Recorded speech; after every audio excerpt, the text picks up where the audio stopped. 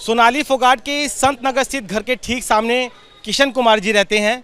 इस वक्त हमारे साथ मौजूद है, बात करते हैं। किशन जी, किस तरह का व्यवहार था? मैडम से कभी बातचीत हो पाती थी या फिर बात नहीं करती थी? सुधीर सांगवान ही साथ में रहता था, इन्वॉल्व रहता था? नहीं नहीं, मैडम तो बात करती थी। मैडम में ऐसा कोई घमंड भी नहीं था, कुछ वो नहीं था कि इतनी बड़ी वस्तु होने के बावजूद भी मैडम नॉर्मल बात करती थी। मैडम आती थी, यहाँ खड़ी थी, जैसे भी हम भी निकल के आते थे घर से तो मैडम से राम कर लेते थे। वो भी पूछ लेती थी ठीक हो, हम भी कहते ठीक है। वो हम भी पूछते थे मैडम ठीक हो, आजकल दिखते नहीं। तो पहले पीछे फार्म हाउस का काम चल रहा था, बोली आजकल फार्म हाउस में ज़्यादा बिजी रहती हूँ। तो सुधीर सांगवान हमेशा आसपास ही मंडराता रहता है, कभी बात नहीं करने देता हो, ऐसा किस तरह का स्वभाव था? वो तो 24 घंटे चिपका रहता था जी, साथ था जी बिल्कुल। अच्छा। दिन में भी और रात को भी यहीं रहता था वो भी, मकान में इधर ही। मैडम जब भी आती थी साथ ही रहता था उसके। क्या किस तरह का स्वभाव था? लड़ाई झगड़ा वगैरह? वो स्वभाव तो उसका लड़ाकू टाइप ही था, वो लड़ता ही रहता था, झगड़ालू टाइप का था। दबंगे ही दिखाता था आपकी, वो रोब दिखाता था, रोब झाड़ता था गली के अंदर भी। उसका व्यवहार ठीक नहीं था। कौन कौन लोग आते थे यहाँ पे? क्या पॉलिटिकल लोग भी आते थे? क्या यहाँ पर मैडम की मीटिंग्स वगैरह चलती रहती थी?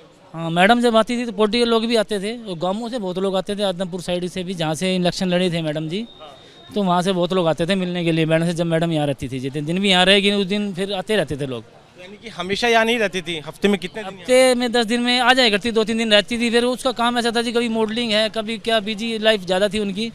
जैसे भी यहाँ आती थी तो 2-3 दिन रुकती थी, जैसे भी। फिर लोगों का आना जाना लगा रहता था यहाँ पर गली के अंदर। अच्छा, मैं यहाँ देख रहा हूँ, मुझे जो जानकारी मिली है कि यहाँ पर आसपास के कई 8-10 दुकानें और पूरा जो गोडाउन है वो इसी फोगाट परिवार के थे, सोनाली फोगाट के थे।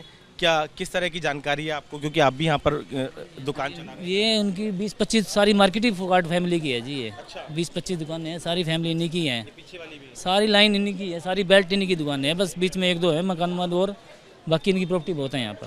तो किराया किसको जाता था? किराया इनके फैमिली परिवार भाई की ले जाते थे। इनका देवर है, उनके और भी घर के हैं सारे। सोनाली के पास? हाँ जी, सोनाली के पास भी जाता, जो उसकी है, इससे जो आई हुई है। बहुत मार्केट में तो सारी दुकानें उन्हीं की हैं ये।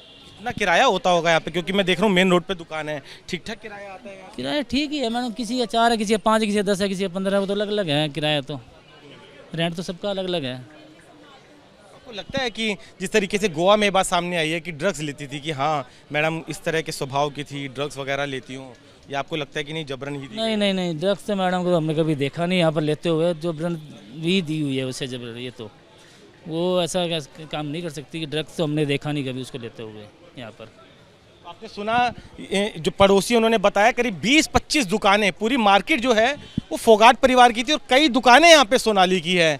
काफ़ी किराया आता है और इतना बड़ा ये जो वाइट हाउस है वो यहाँ पर बना हुआ है, फार्म हाउस है। इतना ही नहीं, गुड़गांव में, नोएडा में प्रॉपर्टी है। तो आप अंदाज़ा लगा सकते हैं कितना किराया और कितनी करोड़ों रुपए की जो प्रॉपर्टी है वो सोनाली के पीछे थी। तो शायद जिस तरीके से परिवार अंदेशा जता रहा है, तो गोवा पुलिस अब जांच आगे बढ़ा रही है, क्योंकि मोटिव का पता लगाना ज़रूरी है।